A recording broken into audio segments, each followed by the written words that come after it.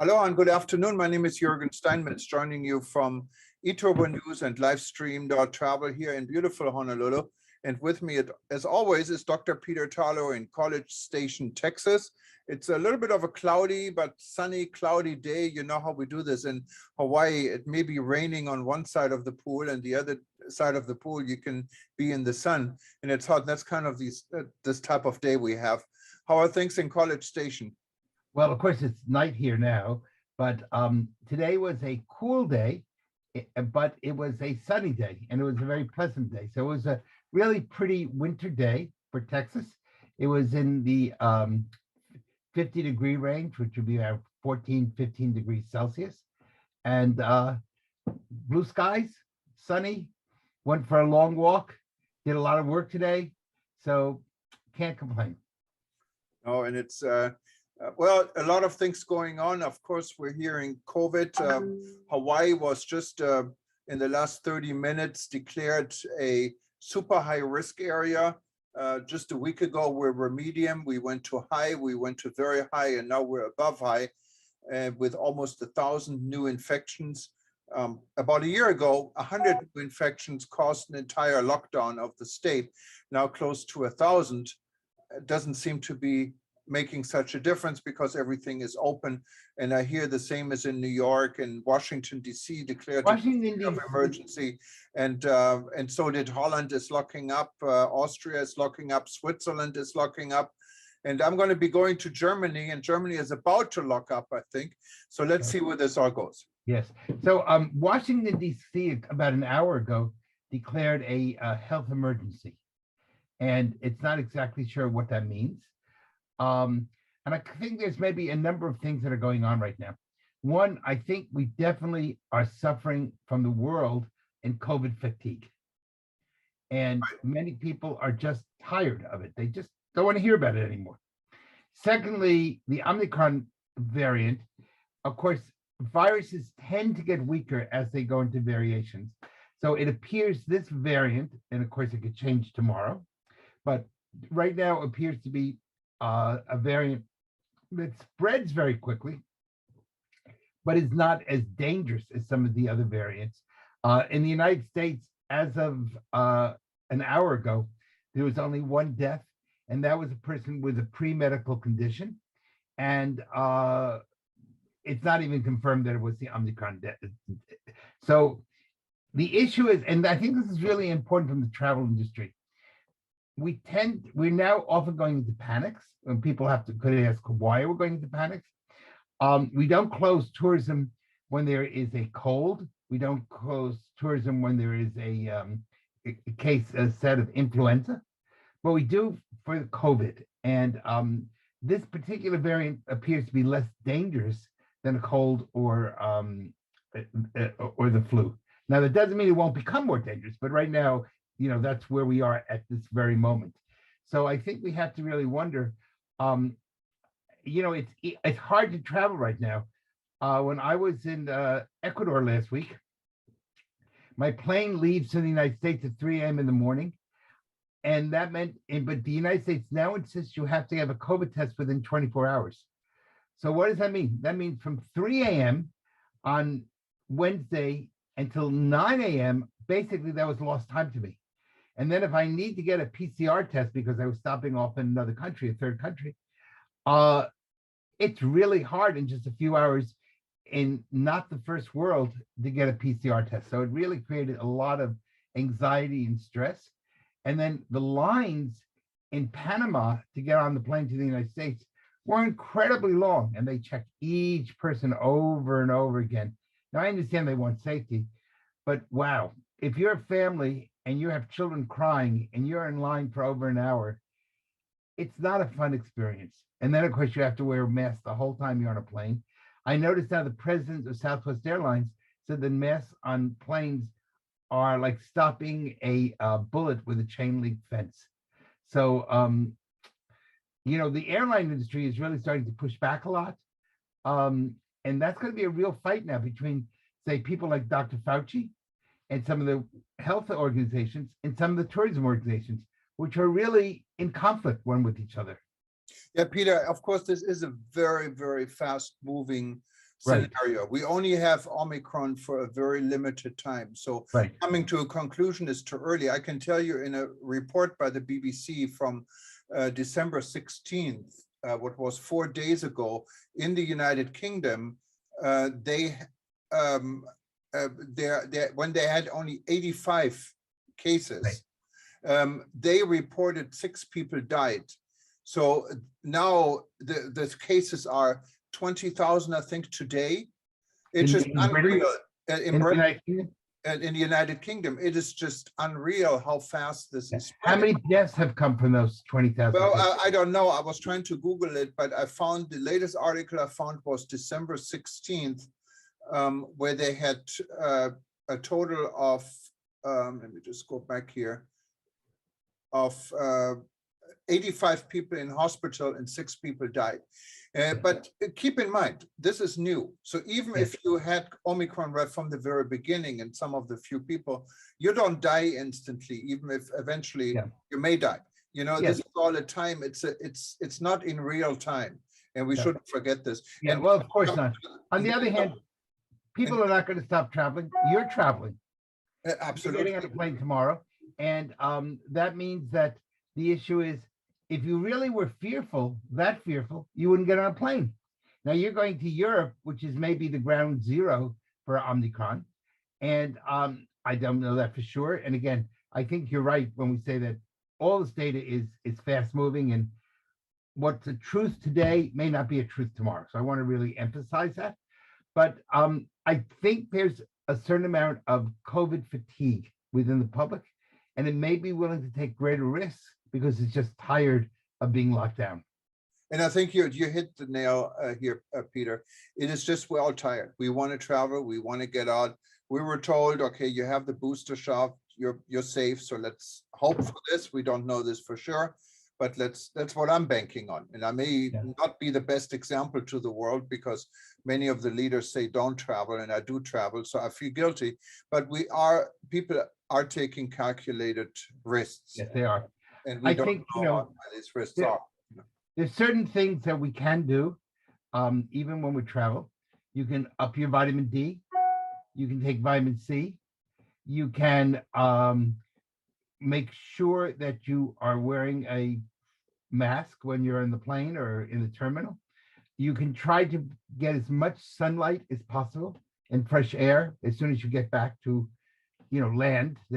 Now, I realize in a place like Germany, in the winter, there probably is not a lot of sun, and they probably have a lot of gray skies and cold, or, and that makes it a little bit more difficult than if you're, say, I just came out of Guayaquil, Ecuador, when it wasn't raining, the sun was there all the time. But still, fresh air is really valuable, and take lots of fruit, lots of vitamin C, eat well, and drink lots of water. And those are things that, in the end, we're all in God's hands. So everyone's going to die of something. I just think the public doesn't want to be locked down anymore. I would not be at all surprised if we see riots take place in many European cities where people are saying enough. Especially right before Christmas, right before the holidays. And, people want to get out. They want to live their lives. And this is a real challenge for the tourism industry. The Christmas season, Christmas to New Year's, is a very important travel period, and around the world, or at least the Western world. And if people can't get out, wow, a lot of money is going to be lost, and people are going to be bankrupt and very stressed. Yeah, and Peter, and there are more challenges even than COVID. Some areas are hit with other problems, like Turkey, for example, with a hyperinflation and evaluation of the Turkish lira. People don't have food to eat. They cannot afford it any longer. So what does this do for tourism? Tourism is open in Turkey. Anyone who wants to go to Turkey on vacation can do this. It's safe now. The corona numbers are really not that bad. But what about if you add riots to it and protests? So it's an uncertain world. If they don't have riots, Turkey is a great place to visit because it would be very inexpensive if you're traveling with dollars. I think a year ago, it was 7 lira to the dollar, and it's now 16 lira to the dollar. Yes. So, that makes it really inexpensive. On the other hand, there are lots of good things that are going on in the world. I just came back from Guayaquil, Ecuador, And Ecuador is getting ready for the Copa de los Libertadores, which is the second most important soccer or in your football event in the world. After the World Cup, people will be participating from Mexico all the way to Argentina. And I'm working with them to try to develop a whole tourism, hopefully working with them to hopefully develop a whole tourism security plan. And what's important, and they're thinking this through correctly, you don't have security just for the purpose of an event, because you know what, life goes on the day after the event. So you use the event as a methodology to build security for the city and the days afterwards. And that's something that's often been failed to be done in when other major events have taken place. So I want to really salute Ecuador in that. This is going to be a wonderful opportunity for Ecuador to do lots of great things, clean its streets in ways that need to be done, show the beauty of the country, try to get as many people employed as possible. So these are the types of events that the tourism industry really needs.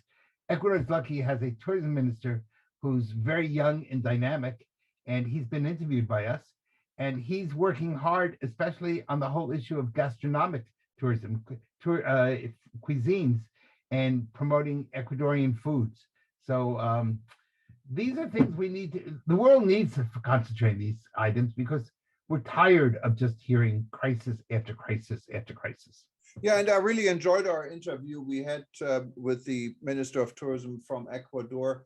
And it's really refreshing to see young people who are really into this. I mean, he's a go. And that's really what tourism needs. I guess that's what Ecuador needs. And if you wanted to watch this interview, go to our YouTube channel. Just click on our YouTube channel. It's linked from all our websites. Or when you go to WTN on past events and you find the interview, it's really worth watching. Yeah. So that's, that's an event.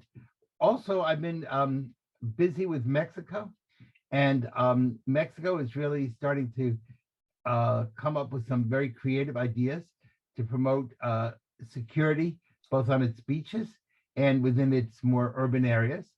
And I can't really go into all the details right now, but I think the real issue is the tourism world has got to begin to take all forms of security seriously.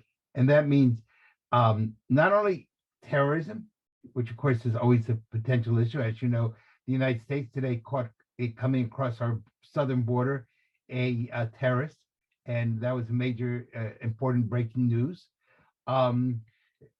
Unfortunately, the person came from the Middle East, but terrorism is an issue, but so is crime. Look at the terrible issues in the United States we're having with these smash and grab all across major cities in the United States, where people, Nostrums has been just attacked multiple times. And people are leaving, for example, California, because businesses cannot function if your place is being stolen. But those types of crimes are all over. But we also have to think of security for special events and what we're now calling biosecurity. In other words, making sure that people are healthy and that they're able to go to the beach or go shopping and not worry about being attacked, mugged, or have the item stolen. Those are all things without that tourism cannot survive. Yeah, no, and you're absolutely right, Peter. But we're getting into the Christmas season. It's supposed to be a season of peace and love. So it's going to be a season of stress this year, I think. Yeah. Unfortunately. And we just have to get through it. So let's hope in a year the world is looking a little bit brighter. Yeah, in the Northern Hemisphere, it may be a very dark winter.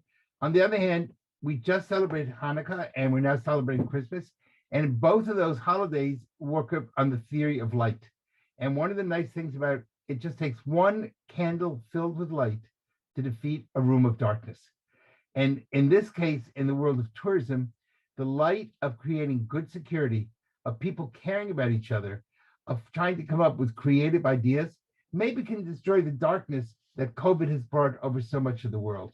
So this is a real chance for us to kind of smile, go out of your way in the tourism industry to say hello to people. If you're in Hawaii, say aloha. But you don't have to be in Hawaii to say aloha. You can say it any place in the world.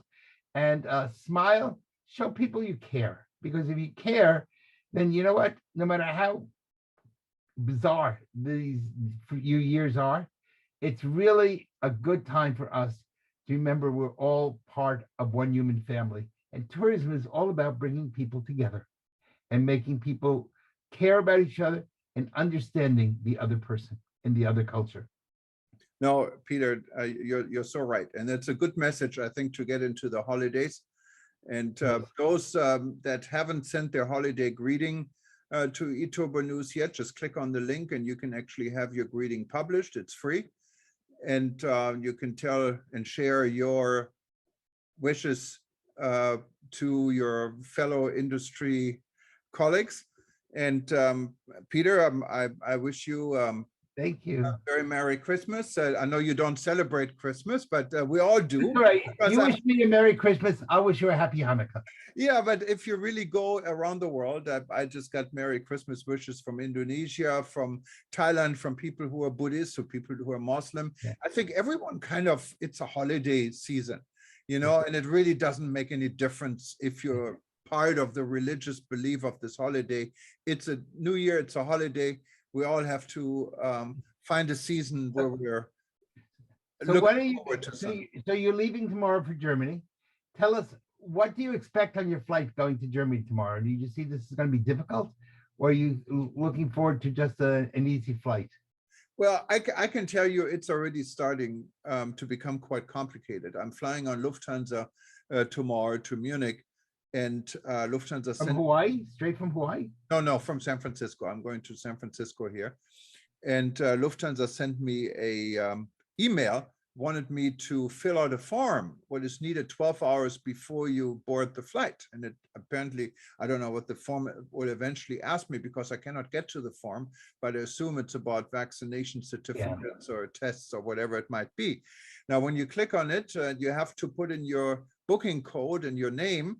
And in my case, it cannot find a record. When you put in the ticket number, it's the other option, it cannot find a record. When you try to call Lufthansa yesterday, I tried it. I was on hold for 7 hours and 20 minutes. Wow. So I called the 24-hour line in Germany directly, and it only took 1 hour long distance to hold with them. And you had to pay for a long distance call to Germany? Yeah, you had to pay for it. Obviously, it's not that expensive these days anymore. But the response I got is that they're not allowed to give information on COVID restrictions, and they cannot really help me. I should go to a government website. When I then said, okay, but you're sending me a form, it's on Lufthansa.com website, and this form doesn't work. Don't you think it's your responsibility to correct this so I can do what you asked me to do? And she said, well, that's a technical department and I have to call them Monday to Friday between 9 and 5. So you cannot win anymore. And customer service obviously is becoming an issue everywhere. And today we did an article on the United States now increasing the number of work visas for foreigners that wanted to do the jobs Americans apparently don't want to do anymore. What is customer service, hospitality industry. So we're letting people in now from abroad to fill these jobs. So hopefully that will help. So we can get not if they don't want to really do good. They may want a job, but they may not want to do customer service. So we have to make sure they actually want to give good customer service. Interestingly enough, when you talked about what happened on the Lufthansa, when I was flying to Ecuador, I did everything correctly. And then in Panama, they said to me, you cannot board the Copa flight. And I said, why can't I? They said, well, you have to there's a new form that has to be filled out. So they gave me it has to be done online. So I went online, and of course the form didn't work. And now I'm like panicking because I'm leaving in 1 hour and I can't, do this form. And so I went to someone in the Copa Club, like, in one of the lounges, and she tried to help, and it also wouldn't work for her. Luckily, just luckily, they had them in paper forms. And so I could fill it out on paper. Then when I got on the plane, I discovered half the people couldn't get the forms to work. So Copa had to provide forms on the plane so that you could and you need the forms to board, but we were already flying, but there was nothing we could do. So we all had to fill out the forms on the plane to give us permission to be on the plane of which we were flying. So I think this, there's too much stuff online. And when something goes down, there's nobody to speak to. I think we need to be able to run things off on paper and go back to sometimes simple is better. And one of the big problems I see in tourism is we're increasing stress the more we put stuff just on the webs. I know it's cheap, I know it's easy, and it takes responsibility away, but people are going to stop flying or stop traveling if the stress levels are too high. And I hope you'll be able to get on your Lufthansa flight. Well, I'm lucky. I had my first reservation was through London. I'm going to Düsseldorf, what is really shorter to go from San Francisco to London and fly for 1 hour to get to Düsseldorf. And I changed it. I'm going through Munich, what's actually a little bit longer, a few minutes, I guess. I'm lucky I did this because Germany closed the borders to the UK. Right. And even if you manage to get on this flight to Germany, it would mean mandatory 2-week quarantine, regardless whether you're vaccinated or not. So I'm lucky I don't have to face this. Yeah, now that's be an interesting thing. I wonder if the United States is going to have mandatory quarantine, but of course you'll be home so you can work from your house. Well, we went through this before, Peter. Yes. So you're getting used to it. And luckily you have a pretty view of Honolulu, so it could be worse. Well, listen, I hope you have a really safe and COVID-free experience.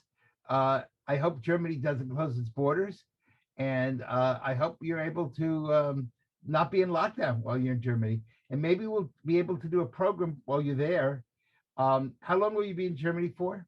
No, I'm going to be there till the 30th, and of course we're going to do a program. Okay, so we'll be able to do so you'll be able to report directly from the heart of Europe. Absolutely. And talking about what life is like on the European continent, and we'll do bicontinental. So I'll be in the United States and in North America. You'll be in Europe. And to all our friends around the world, we don't know when our next program will be before or after Christmas, but we do want to wish everyone really happy holidays and a really happy new year. And let's hope that 2022 is a year where we're all healthy, we have some prosperity back, and COVID is something in our rearview mirror, something in the past. Well said, Peter.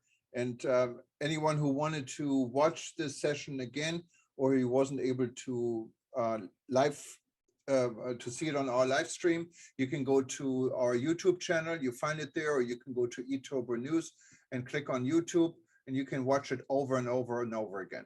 So happy holidays, everybody. Hopefully we can watch it in a year and see, oh my God, it was really a bad time a year ago. So it's so much better now. So let's hope. Well, let's hope that everyone has a really happy and healthy holiday.